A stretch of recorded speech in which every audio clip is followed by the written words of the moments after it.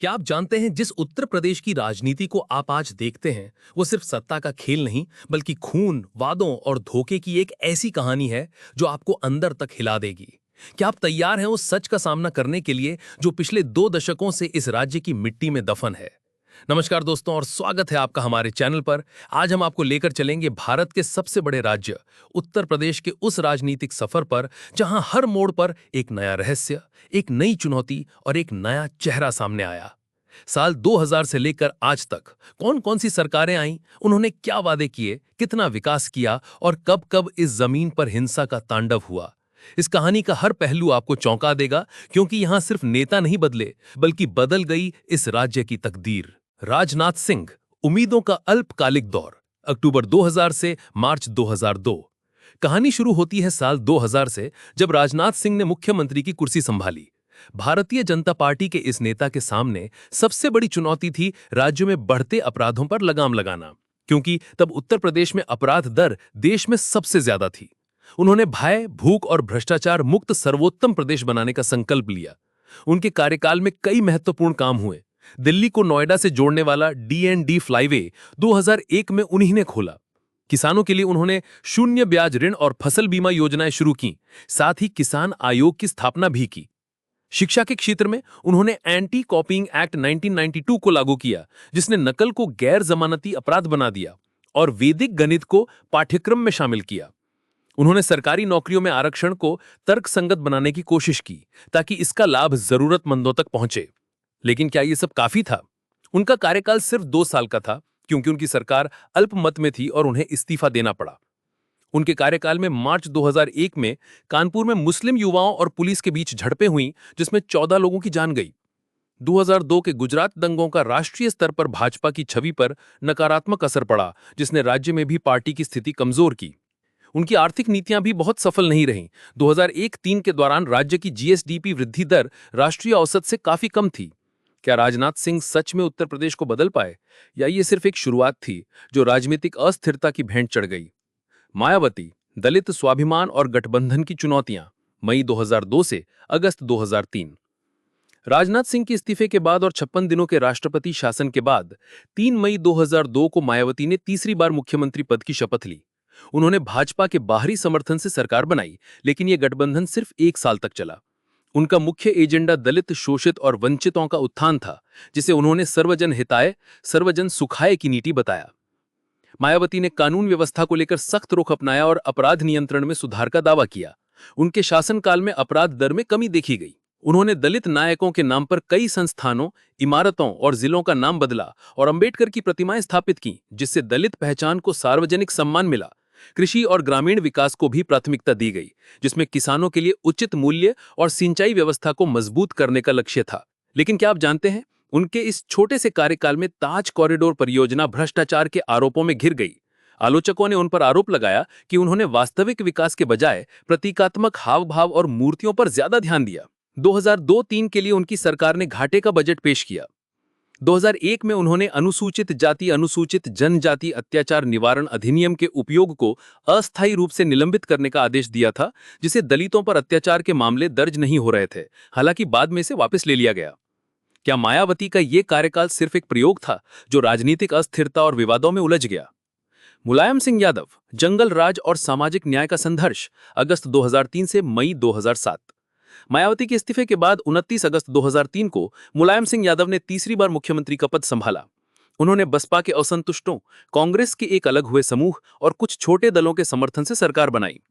Samajwadi party ने anti कॉपिंग act को समाप्त करने का वादा किया था, जिसे उन्होंने रद्द कर दिया। उनके कार्यकाल में सामाजिक कल्याण कार्यक्रमों पर जोर दिया गया, जैसे आवास सब्सिडी, पेंशन और बेरोजगारी भत्ता। उन्होंने छात्रों को 1.5 मिलियन लैपटॉप वितरित किए।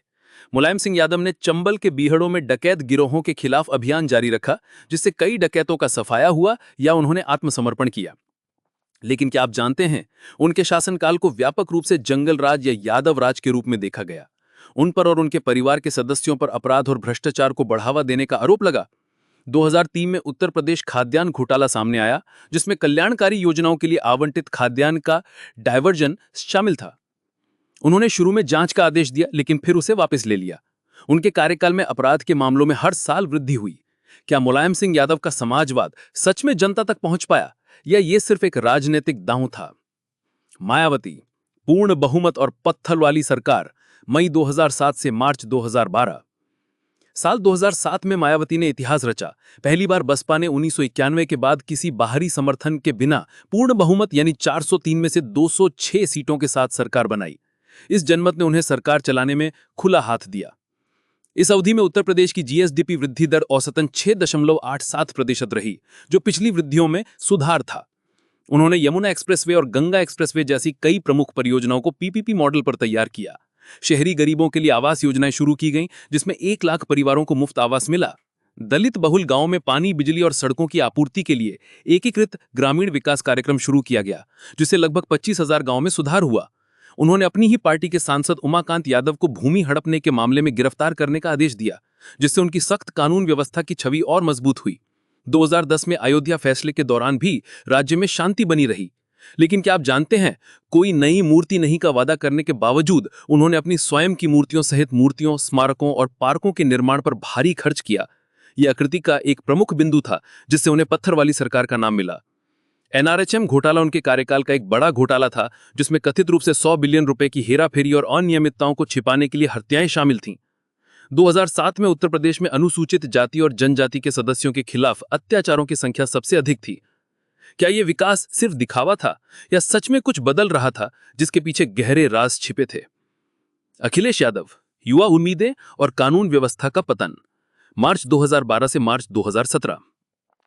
2012 में एक युवा चेहरा सामने आया, अखिलेश यादव, जो 38 वर्ष की आयु में राज्य के सबसे कम उम्र के मुख्यमंत्री बने। समाजवादी पार्टी ने पूर्ण बहुमत यानी 224 सीटें हासिल की। उन्होंने हम जो वादा करते हैं उसे पूरा करते हैं का नारा दिया। उनके कार्यकाल में उच्च जीएसडीपी वृद्धि देखी गई, औसतन 6.9 से 6.92% प्रति वर्ष। आगरा लखनऊ एक्सप्रेसवे 302 किलोमीटर और लखनऊ मेट्रो जैसे बड़े पैमाने पर इंफ्रास्ट्रक्चर का विकास हुआ। उन्होंने 52,437 करोड़ रुपए की बिजली परियोजनाओं की आधारशिला रखी। महिलाओं की सुरक्षा के लिए 2012 में 1090 महिला पावर लाइन शुरू की गई, जिसे अंतर्राष्ट्रीय मान्यता मिली। कन्या विद्याधन और लैपटॉप वितरण ने युवा लड़कियों को अपने सपने पूरा करने के लिए प्रोत्साहित किया। कामधेनु योजना से उत्तर प्रदेश नंबर 1 दूध उत्पादक राज्य बना। ई गवर्नेंस का भी विस्तार किया गया। लेकिन क्या आप जानते हैं, उनके कार्यकाल में कानून व्यवस्था की स्थिति डगमगाती हुई नजर आई, जिसे आलोचकों ने निराशाजनक कहा। 2013 के मुजफ्फरनगर दंगे एक प्रमुख घटना थी, जिसमें हिंदू, जाटों और मुसलमानों के बीच बड़े सांप्रदायिक दंगे हुए, जिसके परिणाम स्वरूप 162 मौतें और 50,000 से अधिक लोग विस्थापित हुए। पार्टी पर अक्सर बाहुबलियों से संबंध रखने का आरोप लगाया गया। उनके कार्यकाल में दंगों की संख्या दुगनी हो गई, 700 से अधिक बड़े दंगे हुए। बलात्कार से संबंधित अपराध दर में वृद्धि हुई। उन पर अपनी ही यादव जाति के सदस्यों को अधिकांश पुलिस थानों की जिम्मेदारी सौंपने का भी आरोप लगाया गया। क्या अखिलेश यादव की उम्मीद की साइकिल सच में विकास की राह पर चल पाई या कानून व्यवस्था के दलदल में फंस गई? योगी आदित्यनाथ, माफिया राज का अंत और हिंदुत्व का उदय। 19 मार्च 2017 को योगी आदित्यनाथ ने मुख्यमंत्री का पदभार संभाला और वे लगातार 2 कार्यकाल तक पद पर रहने वाले पहले मुख्यमंत्री बने। भाजपा ने 2017 में लगभग 4-5 बहुमत हासिल किया। उनकी सरकार ने कानून व्यवस्था को अपनी सर्वोच्च प्राथमिकता बनाया है, माफिया राज को खत्म करने और अपराधियों के खिलाफ सख्त कार्रवाई करने का दावा किया है। 222 से अधिक अपराधी मारे गए और 8,000 से अधिक घायल हुए। अपराधियों की 2046 करोड़ रुपए की अवैध संपत्तियां जब्त और ध्वस्त की गईं। 6 एक्सप्रेसवे का निर्माण और 11 अन्य पर चल रही परियोजनाएं, जेवर हवाई अड्डा और मेट्रो सेवाओं का विस्तार उनके प्रमुख बुनियादी ढांचीकरण काम है। बिजली आपूर्ति में सुधार हुआ है और किसानों को बिजली बिलों पर 100% सब्सिडी मिल रही है। स्वच्छ भारत अभियान के तहत 2.62 करोड़ से अधिक शौचालयों का निर्माण। महामारी के दौरान 14.7 करोड़ से अधिक लोगों को मुफ्त राशन और 56 लाख से अधिक घरों का निर्माण जैसी कल्याणकारी योजनाएं भी लागू की गईं। अयोध्या में राम मंदिर का निर्माण, काशी का विकास और भव्य दीपावली समारोह उनके सांस्कृतिक और धार्मिक विकास के प्रमुख बिंदु हैं। उत्तर प्रदेश की अर्थव्यवस्था 6ठे स्थान से दूसरे स्थान पर पहुंच गई और प्रति व्यक्ति आय दुगनी हो गई। बेरोजगारी दर 18% से घटकर 3% हो गई। लेकिन क्या आप जानते हैं, कोई नया सांप्रदायिक दंगा नहीं के दावों के बावजूद गृह मंत्रालय के आंकड़ों से पता चला कि 2017 में उत्तर प्रदेश में 195 सांप्रदायिक घटनाएं हुई, जो देश में सबसे अधिक थीं। अप्रैल-मई 2017 में सहारनपुर हिंसा हुई, जिसमें दलित और राजपूत समुदायों के बीच झड़पें हुईं। आलोचकों ने कहा कि कानून व्यवस्था की स्थिति अखिलेश यादव के शासनकाल से भी बदतर थी। स्वतंत्र विश्लेषणों ने धार्मिक ध्रुवीकरण में वृद्धि और घृणा अपराधों के लिए दंड मुक्ति के माहौल की ओर इशारा किया। जीएसडीपी वृद्धि दर अखिलेश यादव के कार्यकाल से कम रही। क्या ये नए उत्तर प्रदेश का दावा सिर्फ एक भ्रम है या इसके पीछे कोई और कहानी है जो अभी तक सामने नहीं आई? आपको क्या लगता है, उत्तर प्रदेश के इस राजनीतिक सफर में सबसे बड़ा बदलाव कब आया और क्या राज्य सच में उत्तम प्रदेश बन पाया है? अपनी राय हमें कमेंट बॉक्स में जरूर बताएं। इस वीडियो को लाइक करें, शेयर करें और हमारे चैनल को सब्सक्राइब करना ना भूलें ताकि आप ऐसे ही रहस्यमयी और दिलचस्प कहानियों से जुड़े रहें। अगली बार तक देखते रहिए।